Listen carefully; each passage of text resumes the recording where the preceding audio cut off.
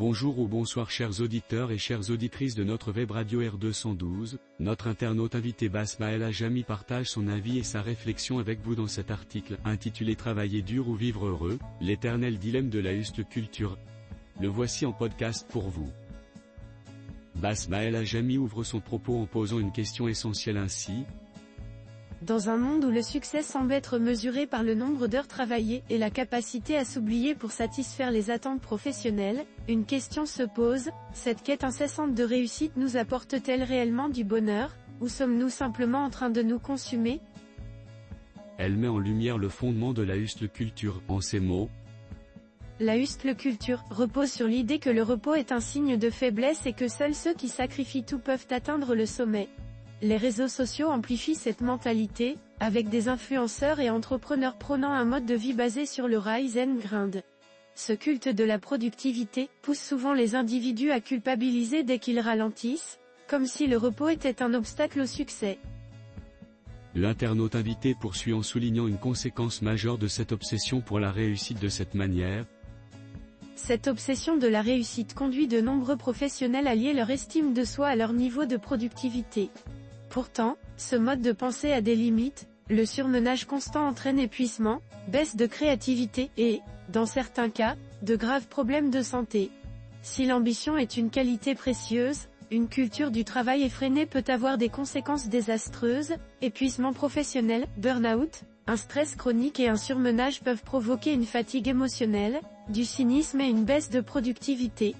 Risques pour la santé mentale et physique, le manque de sommeil, l'anxiété accrue et des niveaux de stress élevés favorisent des maladies physiques et mentales. Relations fragilisées, donner la priorité au travail au détriment de la vie personnelle peut entraîner un isolement social et des liens affaiblis.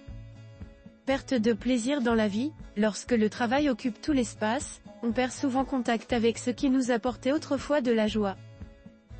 L'internaute invité apporte une nouvelle perspective en mettant en lumière une réalité souvent négligée. Quand le succès devient toxique, l'échec de la course à la productivité et l'épanouissement personnel ne se limite pas à la réussite professionnelle. Il inclut le sens, les relations significatives et le bien-être global. Ceux qui s'éloignent de la hustle culture découvrent souvent qu'ils ne sont pas moins performants, mais qu'ils sont plus équilibrés et satisfaits. Accorder de l'importance au repos, aux loisirs et aux soins personnels permet de mener une vie plus riche et plus épanouissante. Basmael Ajami insiste sur le fait que l'ambition et l'épanouissement ne sont pas incompatibles en disant « Ambition et épanouissement ne sont pas incompatibles. Voici quelques pistes pour trouver un juste milieu, fixer des limites, définir des horaires de travail et respecter son temps personnel. Redéfinir le succès, mesurer la réussite en fonction du bonheur et du bien-être personnel, et pas seulement des accomplissements. Prioriser le repos et la récupération, prendre des pauses améliore la productivité et la créativité sur le long terme. S'investir dans des activités significatives, consacrer du temps à des loisirs, des relations et des activités qui apportent de la joie en dehors du travail. » L'auteur conclut ainsi sa réflexion en rappelant une idée essentielle en ces termes. Le travail acharné et l'ambition sont des valeurs importantes, mais elles ne doivent pas se faire au détriment du bien-être. Le véritable succès inclut un sentiment d'épanouissement, d'équilibre et de bonheur. Alors que nous avançons dans nos vies professionnelles et personnelles, il est essentiel de se poser cette question, travaillons-nous pour une vie que nous aimons, ou travaillons-nous simplement pour travailler? Le choix nous appartient. Chers auditeurs de la web radio R212, merci d'avoir été à l'écoute de ce podcast et de partager avec nous ce moment d'échange et de découverte.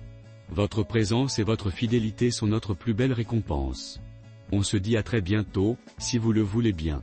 Avec toute notre gratitude, l'équipe de R212.